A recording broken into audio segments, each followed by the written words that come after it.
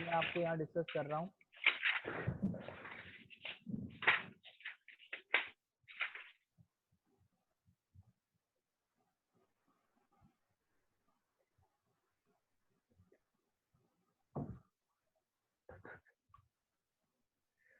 जो अपना यहाँ जो सिलेबस दे रखा है इसमें 80 मार्क्स का तो अपना थ्योरी है और 20 मार्क्स का अपना प्रोजेक्ट है, ठीक है।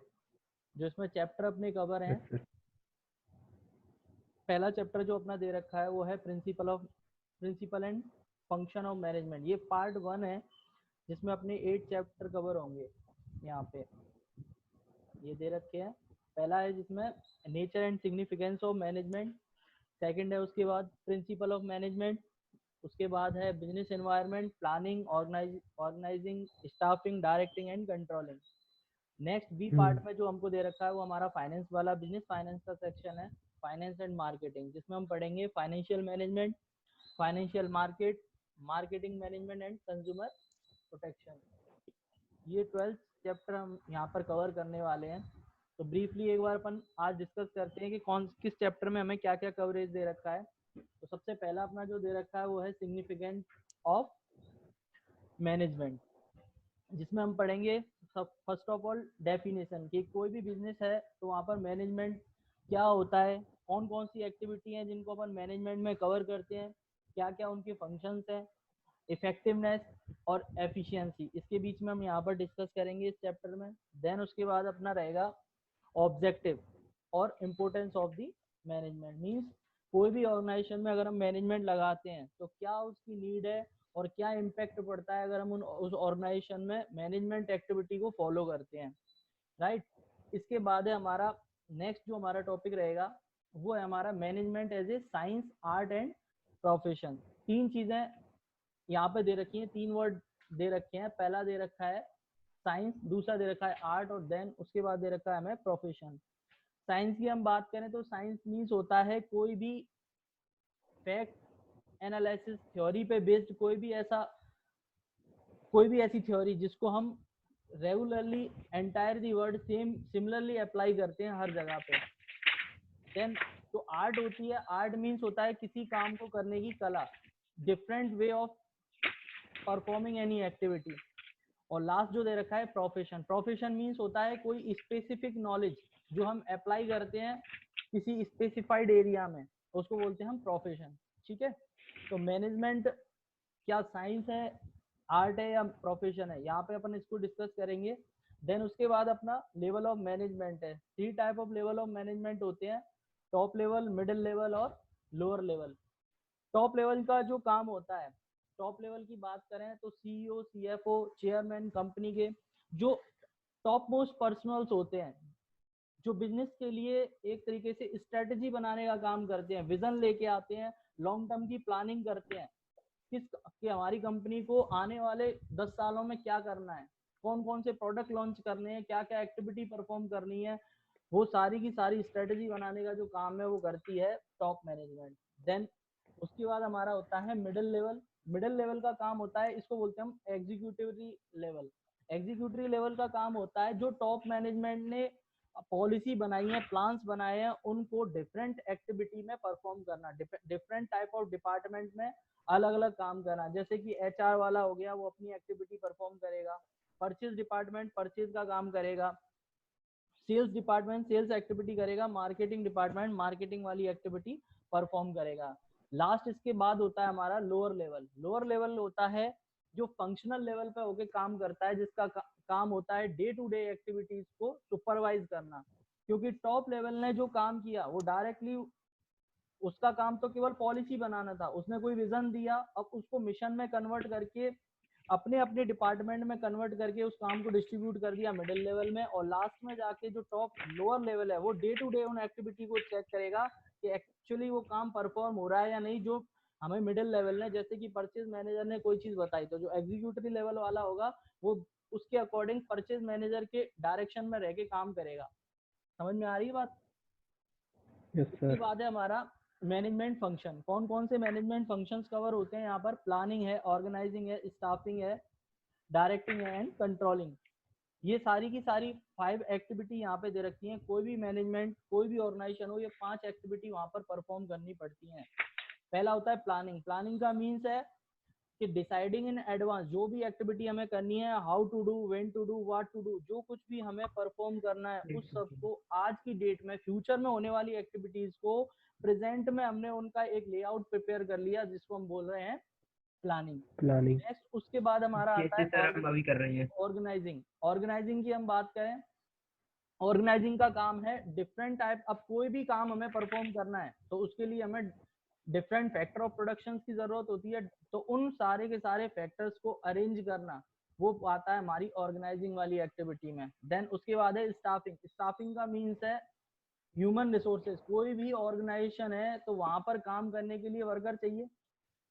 मैनेजमेंट जो होता है, मैनेजमेंट का बेसिक काम ही होता है दूसरों से काम करवाना। कोई मैनेजर, एक ऑर्गेनाइजेशन में एक ऑनर है, एम्प्लॉय है, ऑनर पैसे देता है, एम्प्लॉय काम करते हैं, बीच में मैनेजमेंट का क्या रोल है? मैनेजमेंट का रोल है जो ऑनर बता रहा है उसके अकॉर्डिंग जो एम्प्लॉय लगे हुए ऑर्गेनाइजेशन में उनसे काम करवाना। तो स्टाफिंग में कौन सी एक्टिविटी आ रही है? ह्यूमन रिसोर्सेज को किस तरीके से हम किस काम के लिए अकॉर्डिंग टू दियर, आगे हम एक प्रिंसिपल भी पढ़ेंगे, जैसा जिस बंदे के अंदर क्वालिटी होती है उसके अकॉर्डिंग हम उसको क्या करते हैं, उसका वर्क उसको अपन असाइन करते हैं। ठीक है, इसके बाद है डायरेक्टिंग। अब एक किसी एम्प्लॉय को हमने काम दे दिया तो उसके बाद उसको डे टू डे हमें बेसिस पे हमें डायरेक्शन देना पड़ेगा कि कैसे कौन सी एक्टिविटी हमें परफॉर्म करनी है, क्या क्या वो एक्टिविटी है जो हमें यहाँ पर परफॉर्म करनी पड़ेंगी, वो सब कुछ हमें यहाँ चेक करना होता है। समझ में आ रही बात? इसके बाद है अपना कोऑर्डिनेशन। कोऑर्डिनेशन मीन्स हो गया एक तरीके से कोऑपरेट करना। तो यहाँ पर हम जो डिस्कस करेंगे डिटेल में दोनों चीजें करेंगे कि मैनेजमेंट में और कोऑर्डिनेशन में क्या डिफरेंस होता है। नेक्स्ट इसके बाद चलते हैं, जो हमारा फर्स्ट चैप्टर में इतना कंप्लीट होगा उसके बाद हम नेक्स्ट चैप्टर में जाएंगे। दूसरा वाला जो हमारा चैप्टर है इसका नाम है प्रिंसिपल ऑफ मैनेजमेंट। अब डिफरेंट ऑर्गेनाइजेशंस हैं। अभी हमने ऊपर जो चैप्टर में देखा कि मैनेजमेंट साइंस भी है, आर्ट भी है और एक प्रोफेशन भी है।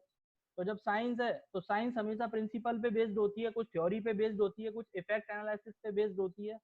तो वही प्रिंसिपल किसी भी मैनेजमेंट को फंक्शन को प्रॉपर वे में परफॉर्म करने के लिए कौन कौन से हमें प्रिंसिपल्स की जरूरत पड़ने वाली है, कौन कौन सी थ्योरीज हैं जो हम अप्लाई करने वाले हैं जिससे कि हम बेस्ट मैनर में अपनी रिजल्ट्स को अचीव कर सकें। तो वो बोल रहे हैं हम यहाँ पर प्रिंसिपल ऑफ मैनेजमेंट, वो हम यहाँ पर पढ़ेंगे। ये एक तरीके से गाइडेंस होती है जो किसी भी मैनेजर को उसकी गोल को अचीव करने में प्रॉपर वे में अपने बिजनेस को रन करने में हेल्प करती हैं। यहाँ पर दो प्रिंसिपल हमारे दे रखे हैं, एक है फ्योल्स के प्रिंसिपल है, फ्योल्स ने यहाँ पर 14 प्रिंसिपल्स दिए हैं अलग अलग, वो हम डिस्कस करेंगे। नेक्स्ट इसके बाद जो हमारा प्रिंसिपल है वो है टेलर्स साइंटिफिक मैनेजमेंट थ्योरी। ये भी हम यहाँ पर डिस्कस करेंगे। ये दोनों की दोनों फेमस फिलोसफर हैं जिन्होंने अपने अपने रिसर्च के बेस पे, अपने अपने एक्सपीरियंस के बेस पर कुछ प्रिंसिपल जनरेट करके दिए हैं जो कि ऑल ओवर दी ऑर्गेनाइजेशन, चाहे वो कोई नॉन प्रॉफिट ऑर्गेनाइजेशन हो, चाहे प्रॉफिट मेकिंग ऑर्गेनाइजेशन हो, गवर्नमेंट ऑर्गेनाइजेशन हो, प्राइवेट ऑर्गेनाइजेशन हो, हॉस्पिटल्स हो, स्कूल्स हो, कोई प्रोडक्शन कंपनी हो, कोई मैन्युफैक्चरिंग यूनिट हो, किसी भी तरह की ऑर्गेनाइजेशन हो, वहां पर हम इनको अप्लाई कर सकते हैं, यूनिवर्सली हम इनको अप्लाई कर सकते हैं। ठीक है, तो ये सेकंड चैप्टर में हम डिस्कस करेंगे। नेक्स्ट इसके बाद पढ़ते हैं हम, जो हमारा नेक्स्ट टॉपिक दे रखा है वो है बिजनेस इन्वायरमेंट। अब बिजनेस इन्वायरमेंट की हम बात करें तो यहाँ बिजनेस इन्वायरमेंट का मीन्स होता है, दो वर्ड दे रखे हैं, बिजनेस और इन्वायरमेंट। अच्छा, बिजनेस के बारे में हम बात करें तो बिजनेस के बारे में हमने जैसा कि 11th में पढ़ा हुआ है, 11th क्लास में सबसे फर्स्ट चैप्टर में हम बिजनेस के बारे में पढ़ते हैं। बिजनेस मीन्स वो सारी की सारी एक्टिविटी जिनका पर्पस क्या है, कुछ अर्निंग करना, कुछ प्रॉफिट अर्न करना, जिससे कि हम अपनी लिवलीहुड अर्न कर सकें, किसी ऑर्गेनाइजेशन के प्रॉफिट अर्न कर सकें, लॉन्ग टर्म के लिए अपने जो हमारे प्रॉफिट लॉसेस जो होंगे उनको रिकवर कर सकें, बिजनेस को एक्सटेंड कर सकें। वो सारी की सारी एक्टिविटी बिजनेस में आती है, चाहे वो प्रोडक्शन हो, चाहे वो सर्विस ऑर्गेनाइजेशन हो, वो सब कुछ बिजनेस की डेफिनेशन को कवर करते हैं। अब इसके बाद है environment. Environment means business environment की हम बात करें तो वो कौन कौन से फैक्टर्स हैं, वो कौन कौन से एक्सटर्नल फैक्टर हैं जो किसी बिजनेस ऑर्गेनाइजेशन के इंटरनल एक्टिविटी पर इफेक्ट डालते हैं, चाहे वो पॉजिटिव इफेक्ट हो चाहे वो नेगेटिव इफेक्ट हो। बेसिकली मैनेजमेंट का काम ही यही होता है, जो डिफरेंट टाइप ऑफ इन्वायरमेंट होता है। जैसे कि यहाँ दे रखा है इकोनॉमिक एनवायरमेंट की बात दे रखी है यहाँ पे कि कोई भी इकोनॉमिक एनवायरमेंट हो सकता है, ठीक है, इकोनॉमी में कोई चेंज हो गया तो उसकी वजह से बिजनेस पर क्या इम्पैक्ट पड़ने वाला है, वो एक्सटर्नल फोर्सेस जिन पर ऑर्गेनाइजेशन का कोई डायरेक्ट कंट्रोल नहीं होता।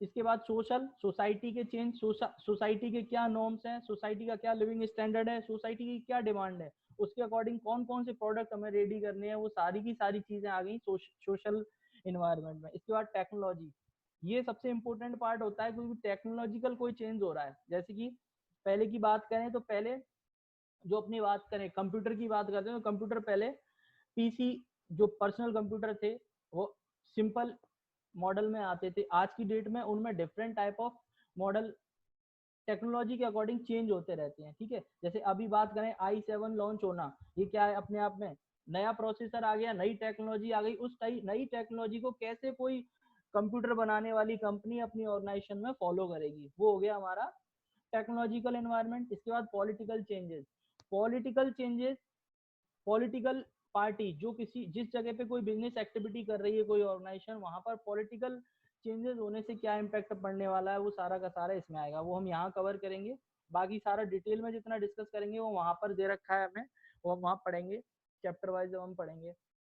इसके बाद हमारा प्लानिंग, ये सबसे पहली एक्टिविटी जो मैंने आपको बताई थी। यहाँ पर हम पढ़ेंगे क्या क्या प्लानिंग की प्रोसेस है, कौन कौन से स्टेप्स हमें फॉलो करने पड़ते हैं, डिफरेंट डेफिनेशन पढ़ेंगे। जैसे कि सिंगल स्टैंडिंग प्लान दे रखा है, standing plan, objective, strategy, policy, इन सब में डिफरेंसेस पढ़ेंगे हम। इसके बाद जो नेक्स्ट हमारा टॉपिक है वो है ऑर्गेनाइजिंग। ऑर्गेनाइजिंग में हम पढ़ेंगे कि कोई भी ऑर्गेनाइजेशन में कितने तरह के स्ट्रक्चर्स होते हैं। जैसे कि एक फॉर्मल ऑर्गेनाइजेशन होती है, एक इनफॉर्मल ऑर्गेनाइजेशन होती है, तो वो डिफरेंट ऑर्गेनाइजेशन को हम किस तरीके से क्रिएट करते हैं वो सारी डेफिनेशन यहाँ पे कवर करेंगे। नेक्स्ट इसके बाद जो हमारा टॉपिक है delegation and delegation, delegation means power को डेलीगेट करना अपने जूनियर्स को, अपने सबऑर्डिनेट्स को। तो वो किस तरीके से किसी ऑर्गेनाइजेशन में जरूरी होता है, कैसे कंपलसरी होता है, क्या उसका इम्पैक्ट पड़ता है, वो सारी चीजें हम यहाँ पर डिस्कस करेंगे। देन उसके बाद हमारा टॉपिक है centralisation and decentralisation. Decentralisation means जब हम पावर को डिस्ट्रीब्यूट करते हैं अमंग द इन्वायरमेंट, हर किसी को पावर को डिस्ट्रीब्यूट कर देना, तो वो हो गया डिसेंट्रलाइजेशन। और जब सारे पावर और डिसीजन मेकिंग पावर एक ही बंदे के पास होती है तो उसको बोलते हैं हम सेंट्रलाइजेशन। तो कौन सी ऐसी ऑर्गेनाइजेशन है जहाँ सेंट्रलाइजेशन अप्लाई करना चाहिए, कहाँ पर डिसेंट्रलाइजेशन, वो यहाँ पर हम डिस्कस करेंगे। इसके बाद है स्टाफिंग। अब जब हमारी पूरी ऑर्गेनाइजेशन रेडी हो जाती है, एक बार जब पूरी ऑर्गेनाइजेशन हमारी रेडी हो गई, हमने डिसाइड कर लिया कि कौन कौन सी वर्क हम परफॉर्म करने वाले हैं, देन उसके बाद हम काम करते हैं स्टाफ अपॉइंट करने का। ह्यूमन रिसोर्सेज यहाँ दे रखा है, ह्यूमन रिसोर्स मैनेजमेंट। किसी भी ऑर्गेनाइजेशन में रिक्रूटमेंट लाना, स्टाफिंग प्रोसेस क्या रहेगी, कि कौन क्या क्या उसमें एक्टिविटी परफॉर्म की जाएंगी, वो सारी की सारी चीजें हम यहाँ पर कवर करेंगे, ठीक है। नेक्स्ट इसके बाद बात करें डायरेक्टिंग। डायरेक्टिंग मीन्स कोई भी ऑर्गेनाइजेशन में जब कोई नया एम्प्लॉय काम करने के लिए आता है तो उसको उस ऑर्गेनाइजेशन की वे ऑफ वर्किंग के बारे में कोई नॉलेज नहीं होती है।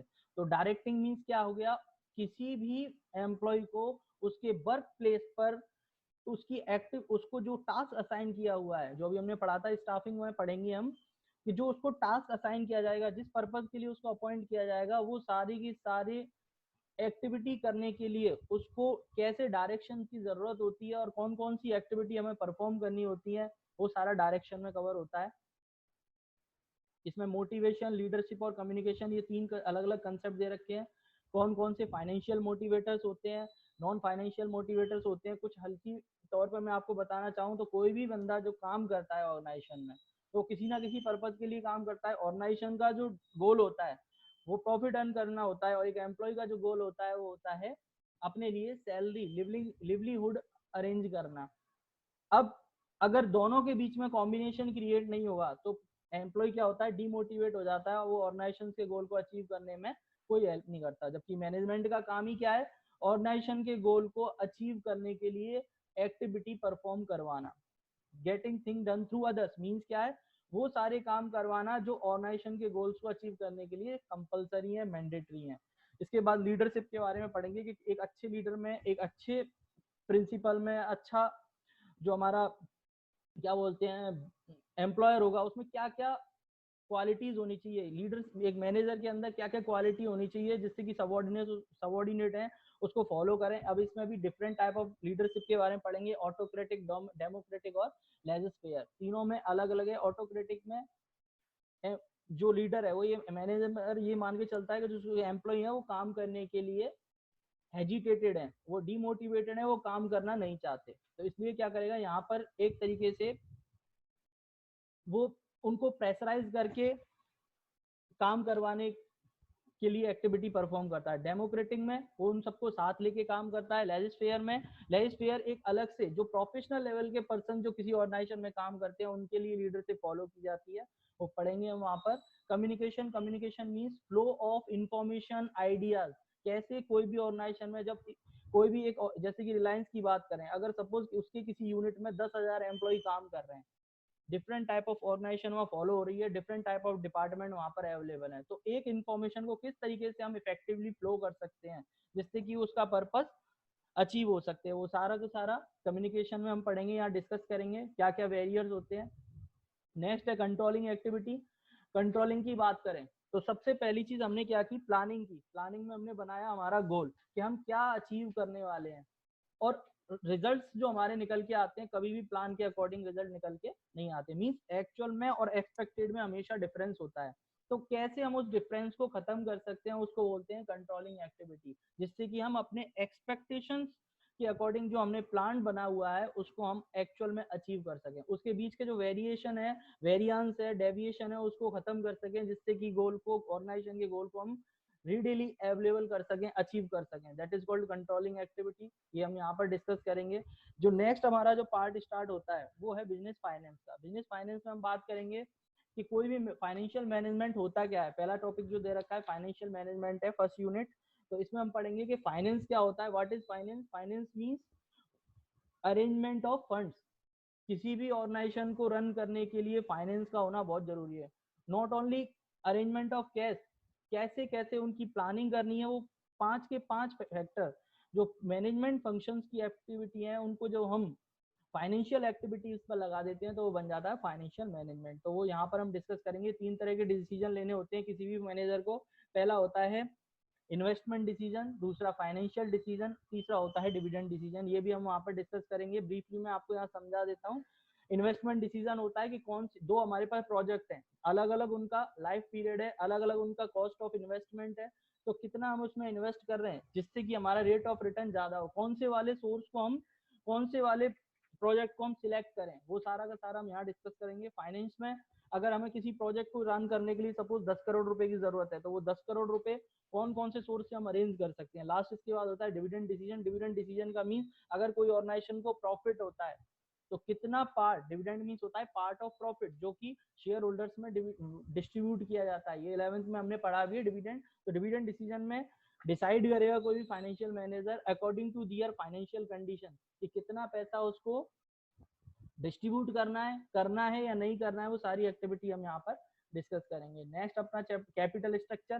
कैपिटल स्ट्रक्चर की हम बात करें तो कौन कौन से कैपिटल स्ट्रक्चर मींस कि कोई भी हमारी जो बैलेंस शीट होती है, बैलेंस शीट में जो लायबिलिटी साइड पर हम कितना सोर्स ऑफ फंड इक्विटी से रेज करने वाले हैं, कितना अपना लॉन्ग टर्म फाइनेंस करने वाले हैं, कितना शॉर्ट टर्म करने वाले हैं, उस सबका जो बाइफर्गेशन है उसको हम बोलते हैं कैपिटल स्ट्रक्चर। कौन कौन से फैक्टर्स हैं क्या जिसको जो अफेक्ट करते हैं कि कैसा स्ट्रक्चर हो। Different organisation different capital structure follow करती हैं, वो भी हम आज डिस्कस करेंगे। नेक्स्ट इसके बाद है fixed and working capital. Fixed capital कौन सी होती है, वो दैट पार्ट ऑफ कैपिटल जिसको हम लॉन्ग टर्म में इन्वेस्ट करते हैं, जिनको हम फिक्स असेट्स में इन्वेस्ट करते हैं, वो फिक्स कैपिटल होती है। वर्किंग कैपिटल जो हमें day to day activity perform करने के लिए चाहिए होती है। करंट इसका जो फॉर्मूला है बेसिक, वैसे हम डिटेल में डिस्कस करेंगे, लेकिन इसका फॉर्मूला है वो है current assets minus current liability. सारी की करंट असेट्स में से जो हम करंट लायबिलिटी निकाल देते हैं तो कितना जो नेट बचता है वो नेट को हम बोलते हैं working capital.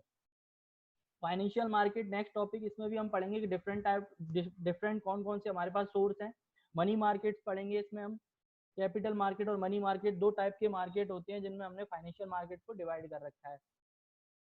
Next stock exchange किस तरीके से काम करती है। सेबी जो बोर्ड रेगुलेट करता है all over the India stock जो कि अपने स्टॉक मार्केट शेयर मार्केट की एक्टिविटीज को, वो सेबी के बारे में हम यहाँ डिस्कस करेंगे। देन उसके बाद हमारा जो कंसेप्ट है वो है मार्केटिंग, कि अब हमने कोई ऑर्गेनाइजेशन ने, सपोज कोई मैन्युफैक्चरिंग कंपनी है, उसने गुड्स बना लिया, अब उसको अल्टीमेट कंज्यूमर तक पहुंचाने के लिए कौन कौन सी एक्टिविटी परफॉर्म करनी पड़ेंगी, तो वो सारी की सारी एक्टिविटीज को हम बोल रहे हैं मार्केटिंग। गुड्स को मार्केट तक पहुंचाने के लिए जो भी हम एक्टिविटी करते हैं अल्टीमेट कंज्यूमर तक पहुंचाने के लिए, अगर अपन समझें तो कौन कौन सी एक्टिविटी इसमें कवर है, कौन गुड्स मैन्युफैक्चरिंग से लेकर लास्ट में आफ्टर सेल सर्विसेज, जो हम सपोज जैसे कि कोई कार परचेज की, तो कार को परचेज करने के बाद जो उसकी आफ्टर सेल सर्विसेज हम लेते हैं, वो सारा का सारा कुछ किसमें आता है, मार्केटिंग की डेफिनेशन में कवर होता है। कौन कौन से मार्केटिंग मिक्स हैं वो हम यहाँ पढ़ेंगे, ब्रांडिंग क्या होती है, प्राइस क्या होता है, फिजिकल डिस्ट्रीब्यूशन, प्रमोशन, ये सारी एक्टिविटी के बारे में डिटेल में डिस्कस करेंगे। लास्ट अपना टॉपिक है वो रहेगा कंज्यूमर प्रोटेक्शन। इसमें हम पढ़ेंगे कि कंज्यूमर कौन होता है और कंज्यूमर प्रोटेक्शन एक्ट 1986 में क्या डेफिनेशन दे रखी है, कौन कौन से राइट्स एंड रेस्पॉन्सिबिलिटी हैं, वो सारे हम यहाँ पर डिस्कस करेंगे। एट लास्ट हमारा इसमें जो अपना सिलेबस में कवर रहेगा वो है प्रोजेक्ट वर्क, जो कि 20 मार्क्स कवर करता है।